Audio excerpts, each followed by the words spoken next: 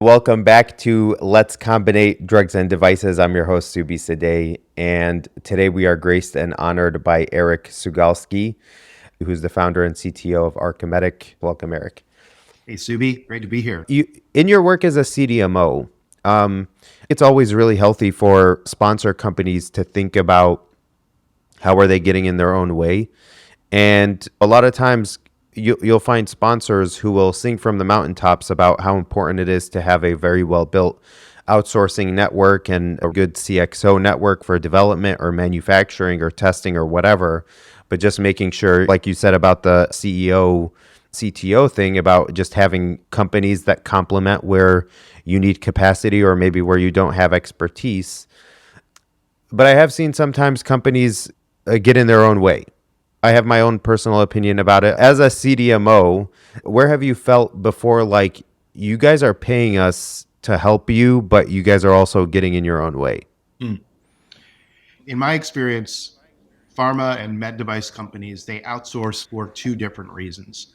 One is because they're just overloaded internally and they need overflow capacity. That's one, right? They're super busy managing, juggling a number of projects, and they just need some hired hands to keep things going. The second reason is that there are pockets of expertise they may not have. Human factors is one that a lot of organizations just do not have extensive depth in human factors or industrial design or early stage concept development work. Those are pockets of expertise that often exist really well in design companies, design firms, but maybe not as abundantly inside of larger organizations like pharma companies. And so I think it's important to figure out which of those are you trying to get? Are you trying to just get overflow capacity, or are you trying to really leverage the expertise of an outside firm? And what I found is that the companies that are really just looking for overflow capacity, it's a piecemeal approach where create this test report, run these tests, basically put together this drawing. It's almost like this tactical piecemeal work that they parse out. And maybe that's what they need, right? But in the other case, if it's a body of expertise that they do not necessarily have in-house, like human factors, for instance, they need to rely on the process and the way that a specialized design company handles that task.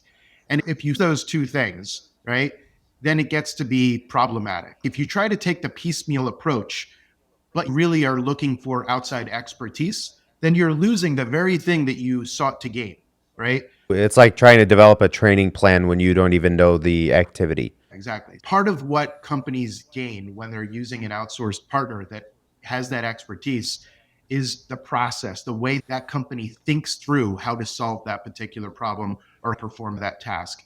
If a company gets in the way too much and tries to say, nope, you got to do it this way, it destroys the output. I think that's an important consideration for sponsors to think about. Do we need overflow capacity or do we need expertise? Because they're two very different things. In terms of the collaboration process, you've worked with a bunch of clients. What are the things that clients who don't get in their own way do?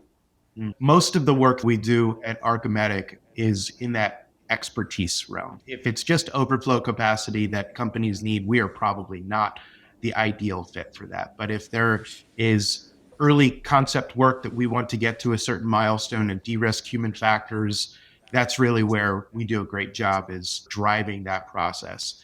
Companies can sometimes, I think the companies that do well with us in that type of project give us space to explore and think creatively and do what we do. We still want to have check-ins on a regular basis to make sure that we're not going off road, letting the leash out a little bit, letting us explore and maybe go away from what your formal requirements may have been at the beginning can generate some interesting directions that you may not have thought of otherwise.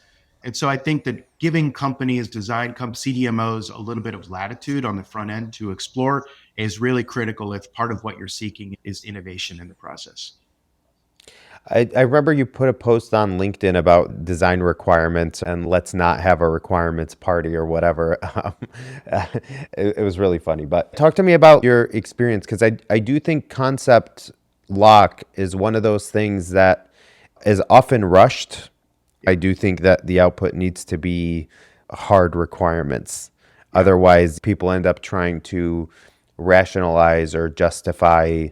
The main issue that I see as far as requirements, to be honest, is where people over specify things that are not requirements and they're having to try and deal with it later if it doesn't. What ends up happening is we didn't pass or actually design in a requirement that isn't a requirement. So now what do we do? Do we escalate to management? Do you get into this repetitive, ridiculous reason when you could have just gotten rid of it to begin with because it's not actually a requirement? My belief is that you have to apply the right type of work at the right time in the development process. When you're at the front end of development, it's a nonlinear process. And to think that you know exactly what the product should be, if you're trying to do something innovative, it's a flawed way of thinking. If you're trying to innovate, it's a nonlinear process. You need to throw a bunch of things at the wall and use a feedback and research driven approach to find out from customers what works and what doesn't. If a team comes in and it's a bunch of engineers sitting around a table and just writes down, here are all of the must haves for this product, and you're over constraining the process. You're applying linear thinking to a non-linear process. So my belief is that at the beginning stages, when you're in concept mode, maybe you have some assumptions. Maybe you have some ideas of what those future requirements could be, but you need to leave some space for companies learn the things they don't know right now and clarify the use cases with end users or the economics drivers from customers to learn about all of those things that probably are not on the table when the engineers are having the requirements part. I do agree with you that at a certain point, you need to turn that discovery mode into something actionable, right? At the end of the concept mode, you have to translate findings from qualitative research into something that is actionable for development. Now, you also alluded to this earlier. Sometimes companies think that locking down the concept freeze early is going to save time. And it actually does the complete opposite. What ends up happening when you lock that concept down before you've really vetted the options and explored things is that you basically prematurely said that this is what we're going to build. And then you're going to find out later that you ended up building the wrong thing or you had the wrong requirements. By trying to gain efficiency by minimizing the concept phase, you've just injected a gigantic redo loop into the process that's going to cost your project maybe a year of time. That's the biggest mistake that I see. One of the first roles I worked in was in commercialization. For me, that really helped shape the type of engineer that I am. And that is because I was really at that intersection between the R&D and the manufacturing wall, to use the old saying of throwing it over the wall. That's where I sat for a number of years. And what I just came to realize was you reap what you sow when it comes to transfer, launch, commercialization. And if you didn't factor in those considerations early on, it's just going to be apparent. And if Mm-hmm. you did, you're just going to not have issues. And yeah, sometimes there are things that you didn't foresee. But going back to what you just said, I look at it as a reverse funnel where the wider the angle is at the beginning, the more you can veer. Whereas if you keep it really tight in the beginning, then you only have so much runway, paving the runway for a really good product development and launch. You talked about having enough design room, having enough creative room when working with a sponsor company. What are the things that you guys do in concept that helps you lock down assumptions, requirements, whatever you want to call them, in that early stage that help set up a project for success? Because I think a lot of people don't have visibility to that part. Most of the people who work in regulatory or in pharma, there's a time when formal development starts. You could say that starts when the TPP is finally approved. In medical devices, there's a split of URS versus DDP, design development plan and user requirements. When formal development starts, that is very typically when a lot of functions start to get formally introduced to a project. So you typically will not have a quality resource assigned to a pre-concept project. You typically will not have a reg CMC or whatever. And the list goes on, right? Maybe take us behind the curtain of what do you guys do pre-concept that sets a project up for success? Yeah. I'm really glad that you talked about your experience in commercialization because I think it's relevant to what I'm going to try to introduce next. My experience working with companies, in particular bigger companies, is that they are very siloed. The Yeah. R&D group is its own silo. The regulatory team is its own silo, and the commercialization team is oftentimes not even existent. They're focused on product that's out in the market and they're trying to sell that. Another point that you raised, I love the idea of that reverse funnel. Part what is really needed at the front end of a project, it's not just whiteboard thinking, some of that, but it's also trying to do more research, getting out into the market, looking at the standard of care, how things are being used right now, and getting out of our own heads. A lot of times us engineers are in tunnel vision, right? We're in the CAD tube, we're designing parts, we're focused on the mechanism, on the materials, and that's great and all. What we really need to be doing at the front end is exploring the commercial side, seeing how products are working right now, taking your ideas and putting them on the back burner for a bit, and getting into the heads of users and customers and all of the people you're trying to help. By pairing that commercial thinking with the design side on the front end, that's where the magic happens. And that's where you can really come up with the concepts that are not only new and different, but also relevant. Because if you have new and different, but it's not relevant, it doesn't really matter. Pulling those two things together, like your go to market strategy with the design, that is what we try to do during that process. And I think that's part of what we're able to bring to the table. There are some things that I'll say I'm like philosophical and dogmatic about. R&D is one of them where I always meditate on words sometimes. I think about what does a product look like if it's well researched and what does it look like if it's well developed. One of the semi frustrations that I have with the whiteboard exercises is if you're trying to understand the user, I don't need to talk to my team to do that. Mhm. You guys are not the user. So we can talk about what we think the user is, but none of us have actually interacted with them. The clinicians or medical folks haven't been in the game for a long while. But you really have to go to the source. I remember in college, my school was connected to hospital medical school. We did a lot of work with the medical school and got to go to hospitals and talk to users. What have you seen in terms of trying to break that barrier between the engineer and the user and trying to make products maybe more well researched?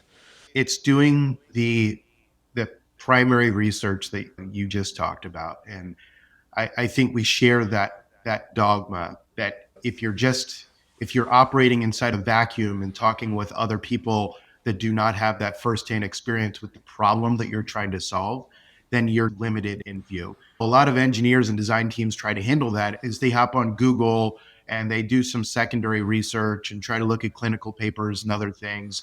And sometimes they'll have a clinician team member that had prior experience with it, but they're still not getting a holistic view of what a day in the life of a real user looks like. And so, what is so valuable is when a project scope can afford those in-person go and visit somebody if it's a situation where patients delivering a drug at home, go into their environment, see what it's like, see how things are laid out, see what their daily routine looks like, and live that with them for a while. That is so illuminating. So few people have the opportunity to gain that experience. But when you do, it completely changes the way that you think about design and think about the solution that you're trying to build. So I would say if you have that opportunity, if sponsors or companies are willing to pursue that sort of research coupled design approach, you will get so much more relevance out of that than engineers that are just whiteboarding in a vacuum. What's the most successful program you've worked on? You know, So for the first decade of my career, Subi, I was that engineer in the CAD tube designing things and focused in on a lot of technical work. And I looked back at the end of that decade at all of these products I designed, and a tiny fraction of them were successful. For me, that was in the medical space, largely because I wanted to develop products that had an impact with users and patients. That was really disheartening to know that like all of this hard work that I'd spent 10 years or more doing wasn't really making a difference, right? a lot more balls and strikes than home runs. Yeah. And what that did is it caused me to reflect on the reasons why is this happening. So I did an audit of all the things that I'd worked on. By that time, maybe it was like a dozen products or something. I did a bit of an audit on them and I tried to figure out, okay, why did this one fail? Why did that one fail? None of those products failed because of technical reasons. None of them failed because the design wasn't good enough. They all failed because maybe they didn't meet the clinical endpoint, or maybe there just wasn't willingness to pay for this innovation right out on the market, or maybe it just failed in clinicals. But those were the reasons why those projects died. It didn't have anything to do with technical. And I tried to shift my career a little bit and think more about the intersection of design, regulatory, and go to market. And that's the Mm. space that I try to live in right now, the center of that Venn diagram.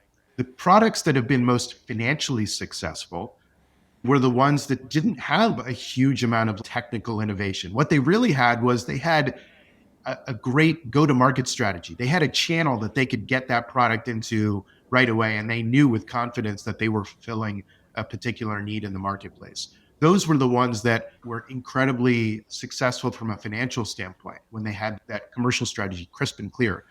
The ones that I would say were technically successful or like very inspirational. So, I mean, I've worked on life support systems for extreme premature infants and things that are like sci-fi level. Superhero Yeah. project. Yeah, And those ones, the jury's still out on how successful they will be in the market. But from an sure. engineer and designer's perspective of being involved in something, for me, that's a huge win of just being part of such a high impact type of program. I have seen programs fail because of technical stuff. Like I was talking about with human factors before, we hadn't known our user. Mhm. We thought we did, and we actually did spend what I thought was a pretty significant amount to try and understand the user, but there were unforeseen risks that we hadn't thought about that came up in a summative study, and it made the risk ratios too high. Where I have seen issues in technical is okay, the product is still a fit, the product is still needed, but if you have a technical issue that changes the timeline, then you may lose your competitive advantage. It was a really good idea if we launched it 6 months ago. Mhm. Or yeah, this particularly in the generic space where timelines are insane. Yeah, I totally agree with the timing being really important. We worked on this project. It was a remote monitoring technology, and it actually it won this competition that was the X Prize, right? So the X Prize is this big competition that's put out by, I think Qualcomm was underwriting it. They're trying to tackle these moonshot types of projects, solving huge problems in healthcare. This was way before COVID when remote monitoring really took off. If you go back maybe 8 or 10 years, remote monitoring wasn't as big of a thing. We worked on this device that won that X Prize competition. It was a remote monitoring tool that had all of these different sensors on it. So it had a 4-lead EKG, a digital thermometer, digital stethoscope, a pulse ox, all of these different sensors. So the idea being a user could hold it on their chest and within 30 seconds, all of their vitals uploaded into the cloud where care teams could, check it out. But that's, I think, an example of a product that was maybe before its time. It was really innovative and useful, but didn't have a clear path to market at that moment. Now COVID came along, and all of a sudden things are different. Now there's a whole bunch of RPM devices on the market, but before then, many of them just weren't getting the traction that was needed. Timing is a big part of that. I'm assuming you're not teaching like fluid dynamics or some like hard engineering theory class or whatever. I would presume you're teaching like a product development type class or introduction to industry type class. That's what I would imagine. Yeah, I've been fortunate to have had a number of appointments at University of Pennsylvania, at MIT, at a local university called Westchester University, which is in the town that our office is in. Most of the things that I teach more on the pragmatic side. Yeah. Healthcare entrepreneurship is one. Regulatory and CGMP, I taught that last semester. Product development as well. That's more where my skill set, bringing the things I've learned in my 25 years of experience, bringing them into the classroom, but trying to create some frameworks so that people understand this process. It's a bit of a black box, right? When you come out from school and you think about like quality management or product development, you don't go to school for product development. You don't go to school for quality management. And so you come out into the world and it's very nebulous. How do you get up to speed in these different areas? What I try to do in the classroom is take these kind of esoteric subjects and put frameworks in place so that people can look at them in more of a stepwise approach. I actually wish you could go to school of product development as an undergrad. Like, I feel a lot of times what ends up happening is they teach you a bunch of theory in undergrad, and then it's not until you have to pay for grad school out of pocket or have your company pay for it that they teach you a lot of the things that are a lot more practical, pragmatic. And I have seen the program that I went to is University of Illinois at Chicago. They did have a couple of introductory courses to industry, and I found that to probably be the most valuable, even though I think it wasn't enough. Yeah. Yeah. I think a quality engineering class, like what 1 or 2 semesters, would probably suit most people if Yeah. they actually went through what does quality management look like, a lot of the different quality frameworks, the history of quality as a role, what is acceptance sampling, what is process validation. Some of these things are agnostic to whether you're in medical devices or not. They're just general industry stuff if you're an engineer. And I'm wondering, what advice do you have for the people who are in undergrad struggling to find an internship, who are trying to take the classes like you're talking about, and having a hard time getting into that? Because I think it's not very typical where you have a person who has maybe 1.5 feet in industry and still has a half foot in academic circles, where you are interacting with those uh, graduate students who are in the beginning of their career, who are Yeah. often like, just how do I just get that first role? I don't pay anything. Yeah. So first of all, I think that it's if you're graduating right now with an engineering degree and you're looking for jobs, it's tough. I really empathize for a lot of the super smart kids that just went through 4 years of engineering school and they're coming out and struggling to find work. That's a really tough and unfortunate place to be in right now. What people can do, first of all, education has been democratized a bit in terms of the practical education that you're referring to.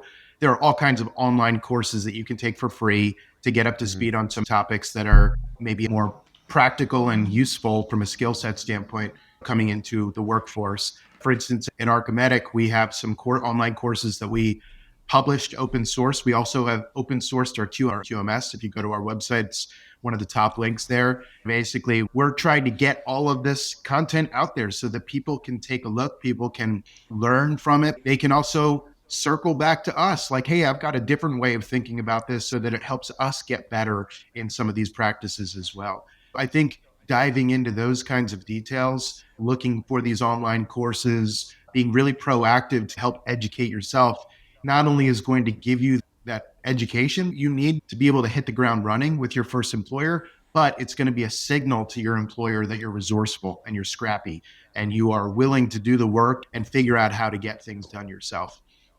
So that's what I would recommend. Yeah, I'm looking at it. Wow, the open QMS is such a good idea. Yeah, That's thanks. awesome. We That's just a be making a bit more of a splash about it pretty soon, but it's been an initiative for a little while here at Archimedics. We've got videos on how to think yeah. through these forms, and we're giving you access to the native templates, so it's all there. One of the biggest frustrations I have with some CMOs where they're just like, everything is proprietary, and I'm just Mm. like, guys, give me a break. The way that you guys use ANSI Z1.4 for acceptance sampling, this standard that is like 100 years old or whatever, Right. is just not proprietary. Yeah, yeah, yeah, Just send the SOP. yeah, We have a CDA. You're not launching a rocket ship onto the moon or whatever, right? It's not that serious. yeah, And people, I think, a lot of times hide behind the proprietary thing when it's actually not. This is a cultural difference between pharma and medical device, where I think pharma is a little bit more open and they have more of a collaborative culture than I think medical device, because they're used to, oh, we need to go to a company for this and we need to go to a company for that, and we'll share this and that. Whereas medical devices, I think that collaboration appetite is a little bit new. mm. But this I'm a quality guy, so this open QMS thing is really cool. I fully agree with you that companies overstate what is really confidential and proprietary. My point of view on open QMS, like, why are we doing this? We have had people say, oh, you're giving away so much for free. Why would you do that? My point of view is that there is not a lot of value in the form itself. There's value in how you use the form. There's a Hmm. lot of craft that goes into how to put together the right requirement, how to think through your test planning strategy, or how to do risk management. That's where the real skill comes in. But the form itself, it's just giving you a framework or a way to 20%, organize. 30% of Yeah. the overall. The real thing that companies need and offer is how you use that form, how you populate it with the right thinking. I do think the feedback loop is really, I'd love to hear your feedback. And I think that's where sunlight is the best disinfectant. And so if you have all your templates available, it's just like free audits. That obviously has some exposure costs. If you have confidence that you're meeting the requirements, then yeah, I think it's amazing. Where can people find you, Eric? Yeah, couple of ways. First of all, a little bit about Ampulus. And if I can put in a bit of a plug there, I am looking to engage with pharma companies. We're in the stage of trying to collect feedback, put together partnerships, or anyone interested in learning more or exploring a potential collaboration with Ampulus. It's ampulus.com, AMPULIS.com. I'm also fairly active on LinkedIn, sharing LinkedIn as a way of putting a point of view out there. And so I do that on a fairly regular basis. So people can either follow me or contact me. If people do contact me, which is great, just drop a message so I know you're not trying to sell me leads. So connect with me on LinkedIn. And then also Archimedic. So Archimedic is a contract design development organization that has a lot of experience with combination products, drug delivery devices. So that's archimedic.com. But happy to connect with people through email or LinkedIn, whatever's best. Thanks for coming on, Eric. It was a lot of fun. Thanks, Subi.